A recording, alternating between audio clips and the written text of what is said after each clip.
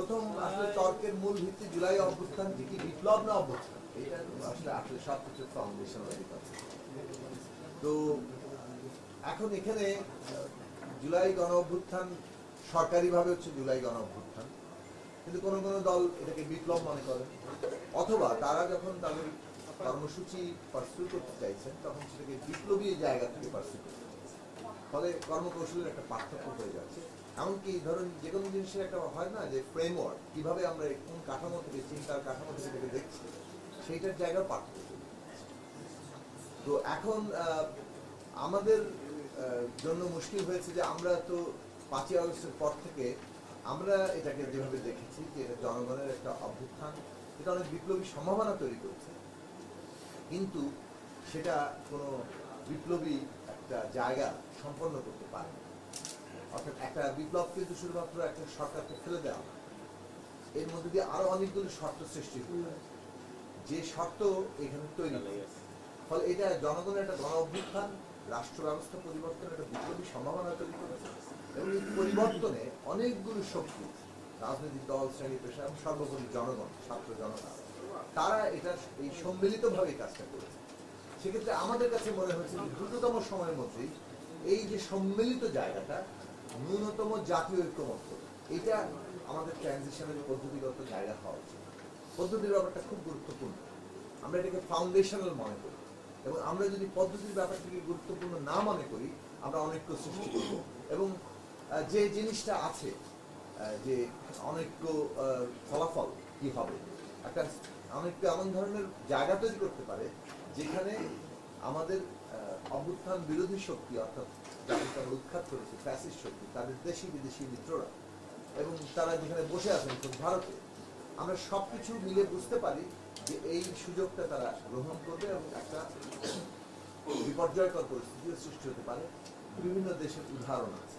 সে কারণে ন্যূনতম জাতীয় ঐক্যমত্যের উপর আমরা জোর দিয়েছি। রাজনৈতিকভাবে ধরুন অনেক পার্থক্য আছে, প্রায় বিপরীত পোলে থাকা দলগুলো কিন্তু একসাথে বসেছে। এই বিপরীত পোলে থাকা দলগুলো একসাথে বসার ওইটাই আকাঙ্ক্ষা ছিল যে হ্যাঁ, শহীদের রক্তের ঋণটা যদি আমরা বহন করি তাহলে আমাদেরকে ন্যূনতম এই জাতীয় ঐক্যমত্য রক্ষা করতে হবে। এখন সেই পদ্ধতিগত জায়গায় যদি আপনি আসেন তাহলে আপনাকে মানে আপনি যা ভাবেন সেটা চাপিয়ে দেওয়া যাবে না। ওই কারণে আমরা গণসংহতি আন্দোলন দিয়েছে, কিংবা আমাদের যে আমরা যে জোটের মধ্যে কাজ করছি, গণতন্ত্র মঞ্চ, তাদের এখানে রাষ্ট্র সংস্কার আন্দোলন আছে, নাগরিকত্ব আছে, জিএসডি আছে, বিপ্লবী ওয়ার্কার্স পার্টি আছে, ভাষা নিয়ে গণশক্তি পার্টি আছে, এই 6টি দল আমরা সবসময় এই কাজটা করার চেষ্টা করেছি যে ঐক্যমত্যটা কিভাবে রক্ষা করা যায়। আমরা উদ্যোগও নিয়েছি, আলাপ আলোচনা করেছি, আনুষ্ঠানিক অনানুষ্ঠানিকভাবে আলাপ আলোচনা করেছি, বিশেষভাবে সেপ্টেম্বরের 15 থেকে 15 অক্টোবর পর্যন্ত, যাতে করে একটা জায়গায় আমরা পৌঁছে থাকি। এখন আমরা দায়িত্ব বোধ করছি যে সরকার রাজনৈতিক দলগুলোর কোর্টে বল ফেলে দিল, এইটা তো আমরা খুব দায়িত্বশীল কাজ মনে করি। ঐকমত্য কমিশন এবং সরকার এই কিছুটা জটিলতা সৃষ্টি করেছে বলে আমরা মনে করি, দায় তাদের আছে, এবং তার ফলে এখন বল কোর্টে ঠেলে দিয়ে এটা কি প্রমাণ করা হচ্ছে যে রাজনৈতিক দলগুলো ঐক্যমত্য হতে পারে না? রাজনৈতিক দলগুলো অনৈক্য সৃষ্টি করে এবং তারা ব্যর্থ। রাজনৈতিক দলগুলি তো দেশ চালাবে না, রাজনৈতিক দলগুলি তো মানে বাকিটা সময় চালাবে। অন্তর্বর্তীকালীন সরকার কি সারা জীবন থাকবে? ফেব্রুয়ারির পরে তো অন্তর্বর্তীকালীন সরকার থাকার কথা না যদি নির্বাচনটা হয়। তাহলে দেশটা চালাবে কাদেরকে? যারা চালাবেন তাদেরকে যদি আমরা একটা এইরকম অনাস্থার জায়গায় নেই, তাহলে কোন ধরনের ভবিষ্যৎটাকে আমরা সামনে টেনে আনি, পলিটিক্যাল পার্টিগুলোকে ভাবতে হবে। আমরা ভেবেছি, আমরা মনে করি যে তার সে কারণে উদ্যোগ নেওয়া দরকার। আমাদের প্রত্যেকটি দলের এই উপলব্ধি থাকা দরকার যে আমরা পরস্পর যেন উদ্যোগ নিয়ে একটা সমাধানের জায়গায় পৌঁছি। ফলে রাজনৈতিক সভামঞ্চ এটা বানাচ্ছে। অনেক কথা বলছেন খুব জাজমেন্টাল, মানে একটা দল সম্পর্কে আমি নিজে যা ধারণা করছি আমি আমার কথাগুলো বলছি, অথবা নির্বাচনী প্রচারণা। আমি কিন্তু কাউন্টার আমরা আলোচনা করতে পারি। বাংলাদেশে যদি বলেন যে সংস্কারের ক্ষেত্রে যে প্রস্তাবগুলো আছে, যে প্রস্তাবগুলোতে ঐকমত্য আছে, অথবা যতটুকু সামান্য নোট অফ ডিসেন্ট আছে, সেটাকে আমি যেগুলো গুরুত্বপূর্ণ হিসেবে দেখার তো প্রয়োজন, যেমন আর্টিকেল 70, এটা ঐকমত্যের অংশই প্রধান, নোট অফ ডিসেন্টের অংশ প্রধান নয়। সুতরাং এইরকম যদি আপনি ধরেন তাহলে আমাদের বিবেচনায় যেগুলোতে ভিন্নমত দেওয়া আছে সেগুলো গুরুত্বপূর্ণ অংশ নয়, বরং ঐকমত্যের অংশ ভিন্নমত, নোট অফ ডিসেন্ট অধিকতর গুরুত্বপূর্ণ। ফলে সংস্কারের ঐকমত্যের জায়গায় আমরা অনেক বেশি অর্জন করেছি। ঐকমত্য কম, আমাদের নোট অফ ডিসেন্ট বেশি। এই প্রচারণার মধ্যে রাজনৈতিক মাইলেজ নেওয়ার চেষ্টা আছে। ঠিক আছে, রাজনৈতিক মাইলেজ নেওয়ার চেষ্টা, আমরা খুব সংস্কারপন্থী, আরেক দল সংস্কার বিরোধী, এটা আমরা বলতে পারি, কিন্তু বলার মধ্যে দিয়ে আমরা রাজনৈতিকভাবে জনগণকে আমাদের পেছনে টানতে পারি। সেই টানার প্রতিযোগিতা যদি পুরো প্রসেসকে আবার বিপর্যস্ত করে ফেলে, তখন কিন্তু সকলেই ক্ষতিগ্রস্ত হবে। সুতরাং কোনটা কোন সীমার মধ্যে করবেন, মাঠের বক্তৃতা মাঠের জায়গায়, জনগণকে টানার জায়গায় জনগণের টানা, কিন্তু মূল প্রক্রিয়াটি বাধাগ্রস্ত করা কিংবা ওইটাকে থামিয়ে দেওয়া অথবা এমন একটা সংকট সৃষ্টি করা যেখানে নির্বাচন আদৌ হবে কিনা, সেই জায়গাটা কিন্তু ঠিক হবে না। ফলে প্রসেস ঠিক রাখেন, মাঠের বক্তৃতা আমরা অবশ্যই একে অপরকে কিভাবে কি বলে যে তার থেকে আমার জনগণের সমর্থন আমার দিকে টেনে আনবেন, সেটা আপনারা বলতে পারেন। ফলে আমাদের বিবেচনায় আপনি যদি আর্টিকেল 70 কথা বিবেচনা করেন, বাংলাদেশে এই প্রশ্নটি তোলাই যায়নি। এমনকি এটা বলবো যে বিএনপি 31 দফা প্রণয়নের সাথে একমত হয়, কিন্তু বিএনপি ঐকমত্য কমিশনে অভ্যুত্থানের আকাঙ্ক্ষায় আর্টিকেল 70 সংস্কার করতে প্রস্তাব দিচ্ছে। তাদের এক্সট্রা দুটো নোট অফ ডিসেন্ট, যুদ্ধ পরিস্থিতি এবং সংবিধান সংস্কারের প্রশ্ন, কিন্তু তাদের আর্টিকেল 70 কিন্তু পুরো বাতিল হয়ে যাচ্ছে না, আর্টিকেল 70 পুরো খর্ব হয়ে যাচ্ছে না। ফলে আর্টিকেল 70 যে যতটুকু জায়গায় আমরা পৌঁছেছি, এটা বাংলাদেশের গুণগত পরিবর্তন। 10 বছরের প্রাইম মিনিস্টারশিপ, এটা বাংলাদেশের পুরো কাঠামোটাকে একটা বড় আকারে বদলে দিচ্ছে। আপনি যদি দেখেন যে separation of judiciary, complete separation, প্রায় মানে যতটুকু আমাদের আকাঙ্ক্ষা ছিল, দুটো জায়গাতে আছে। সেটা কেউ যুক্তি দিতে পারে যে এখানে আওয়ামী লীগের সব মানে যে ইনফ্লুয়েন্স ওভার দি কোর্ট, সেই কোর্টকে ঠিক মানে আনতে গেলে এটা তাদের যুক্তির জায়গা। আমরা কিন্তু সেই যুক্তির জায়গাতে সবসময় যে একসাথে থেকেছি তা না, কিন্তু কোন একটা দল এই যুক্তি দেওয়া মানে হচ্ছে সেপারেশন অফ জুডিশিয়ারি হয় নাই, এইটা প্রচার করাটার মধ্যে ওই যে আবার মাইলেজের প্রশ্ন আছে, সেটা ওই জায়গাতে যান, এর জন্য আটকেন না। আমি যদি বলি কনস্টিটিউশনাল কমিশন, আমরা এটা প্রচার করেছি, আমাদের উত্থাপিত দাবি কনস্টিটিউশনাল কমিশনের মাধ্যমে নিয়োগ দিতে হবে কনস্টিটিউশনাল পোস্ট। যদি বলতে পারেন যে সিঙ্গেল হ্যান্ডেডলি গণসংহতি আন্দোলনের এটা দাবি করার মধ্যে আমি পাবলিকলি রেকর্ডেড আছে, আপনি পাবলিক সমাবেশ, টকশো ইত্যাদি সমস্ত এই দাবির মধ্যে আমরা 5টা প্রশ্ন এসেছে, একটাতে নির্বাচন কমিশন সম্মিলিত আমরা একমত, বাকি 4টাতে বিএনপি একমত হয় নাই। তারা এটা করতে চায়, তাদের ভাষ্য আইন করে করবে, তাদের ভাষ্য সবকিছু সরকারকে দুর্বল করে ফেলা হচ্ছে, সরকার আসলে ফাংশন করতে পারবে না। এখন এইটা তো হচ্ছে ইলেকট্রাল ব্যাটেল, আপনি জনগণের কাছে ছেড়ে দিতে হবে। যখন কোনো দল একমত হয় না, তখন আমি কি করবো, কিভাবে বাস্তবায়ন হবে, এরকম করে, যেটা একটু আগে শেষে আমি বিশিষ্ট আইনজীবী এবং জামাত ইসলামের প্রতিনিধিত্ব করেছেন, তিনি যেটা বললেন যে এখানে মানে বাদটা কি, মানে এই বাদটা তো আছে, এবং কি শেষ বক্তব্য 15ই অক্টোবর সম্ভবত শেষ না 14 অক্টোবর শেষ দিন ছিল, লাস্ট বক্তব্যে যখন বিএনপির পক্ষ থেকে সালাউদ্দিন সাহেব কথা বলেন, তার আগে জামাত ইসলামের পক্ষ থেকে, ওনার পরে জামাত ইসলামের পক্ষ থেকে এবং উনি কিন্তু একমত হয়েছিলেন যে এটা প্যাকেজ আকারেই যাবে। আসলে ঐকমত্য অংশ নোট অফ ডিসেন্ট এবং নোট অফ ডিসেন্টের নিচে যে নোটটা থাকবে কিভাবে বাস্তবায়ন হবে, প্যাকেজ আকারে যাবে, প্যাকেজের উপরে কিন্তু গণভোট আগে দিতে হবে। এই যে প্যাকেজের উপরে হ্যাঁ না, আপনি যদি প্যাকেজ সরিয়ে ফেলেন, এবার যে প্রস্তাবনাটা আছে এগুলো যদি আপনি গণভোটে, এটার ভিত্তিতে গণভোটে হ্যাঁ না বলেন, আচ্ছা বিএনপি ধরুন কথাটা, বিএনপি একটা জিনিস চায় না, তো কি দিবে, হ্যাঁ ভোট দিবে না না, মানে আলাদা আলাদা করে তো প্রশ্ন নেই, ওভারঅল প্যাকেজের উপরে হ্যাঁ না দিবে। তার জন্য আপনি কি অপশনটা রাখবেন?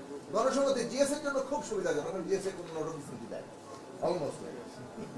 তো আমি তো হ্যাঁ বলে দিয়ে আসবো, কিন্তু উনি তো 4টাতে যদি উনি ওভারলুক করতে পারছেন, জামাত ইসলামী 4টা, ঠিক আছে আমরা 4টা ছেড়ে দিলাম, আমরা সব হ্যাঁ করে দিয়ে আসলাম, এনসিপি কিংবা অন্য দল হ্যাঁ করে দিয়ে আসলো, কিন্তু 54টি নোট অফ ডিসেন্ট আছে 84-টির মধ্যে, তার মধ্যে বিএনপির নোট অফ ডিসেন্ট সম্ভবত 20টি, বাকি আরো জায়গাতে মানে কিছু কিছু note of decent very technical, বাকি যে 20-এর পরে 54 কত থাকে, 34টি নোট অফ ডিসেন্ট, কিন্তু আরো অন্যান্য রাজনৈতিক দল, তাদের জন্য আপনার কি অপশনটা ছাড়ছেন? তারা কি হ্যাঁ বলবে না না বলবে? জনগণটা কি বলবে তারা?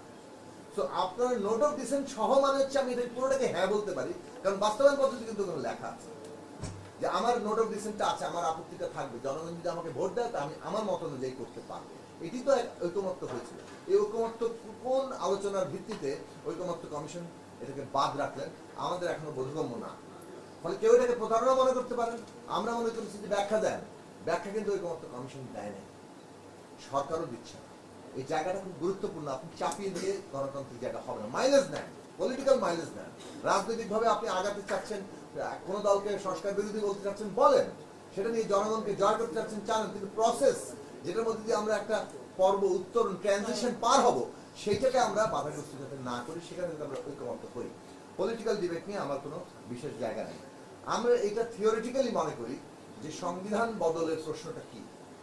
যদি বিপ্লব থেকে দেখেন, আমরা দেখি এইভাবে যে একটা বিপ্লব হলে কি হয়, বিদ্যমান রাষ্ট্র সংবিধানে স্থগিত করে দেওয়া হয়, ভেঙে দেওয়া হয়। Then you form a constitution, খসড়া। আপনি এটা জনগণের কাছ থেকে মতামত দেন আর বিভাগীকরণ করেন, হয় সেটা আপনি জারি করে দেন ডিক্রি দিয়ে, অথবা আপনি গণভোটে যেতে পারেন। কিন্তু শেষ পর্যন্ত সবাই পার্লামেন্ট গঠন করে। ওটা রুশ বিপ্লব বলেন, ওটা ইরান বিপ্লব বলেন, যে বিপ্লবই বলেন, আপনাকে শেষ পর্যন্ত একটা পার্লামেন্ট তৈরি করতে হয়, সেই পার্লামেন্টে র্যাটিফাই করতে হয়। এটা বাস্তবতা, এটা বিপ্লবী দেশগুলোতে বাস্তব।